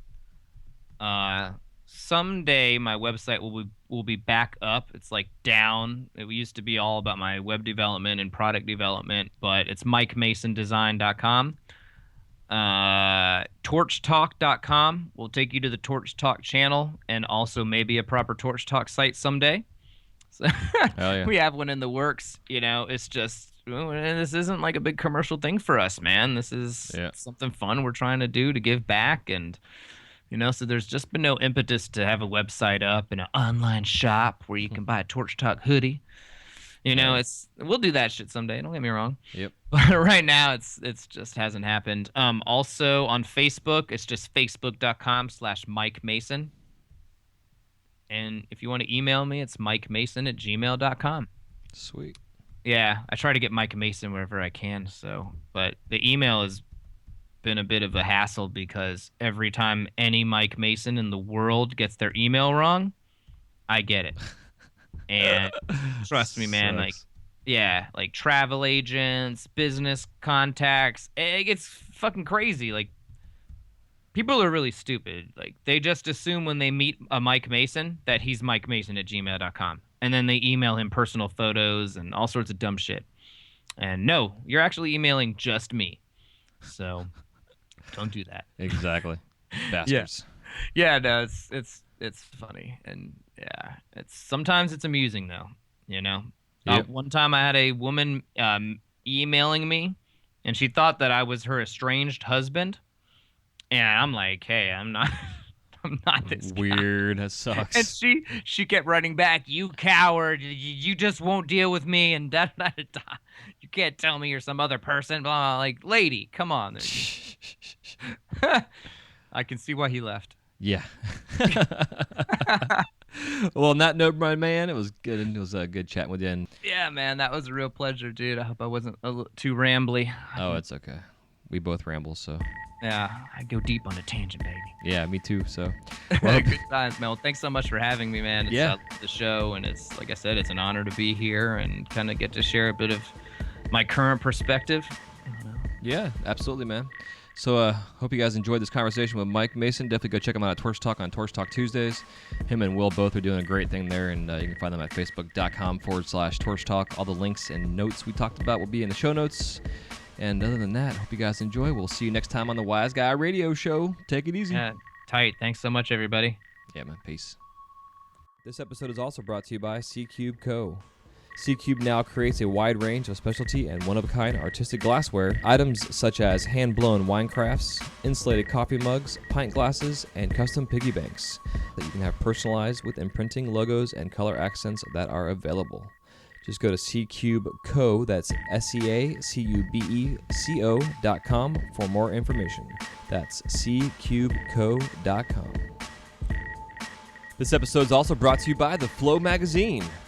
Since its inception, the focus of The Flow has been to provide a bond among members of the lampworking community.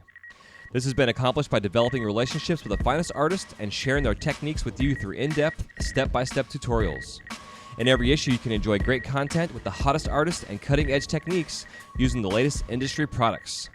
These features, along with the continuation of the Women in Glass edition, Glasscraft Emerging Artist Awards, inspiring gallery showcases, dynamic general interest articles, as well as health and safety information, make The Flow the leading international lampworking journal. For more information or to subscribe to The Flow, go to theflowmagazine.com. That's theflowmagazine.com.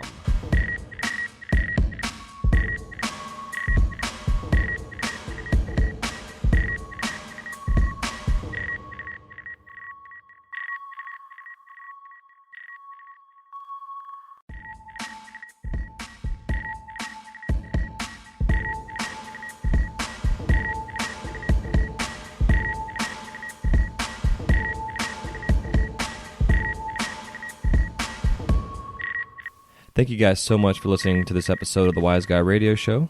If you have any questions, comments, or remarks, please leave them in the show notes page area where it says comments.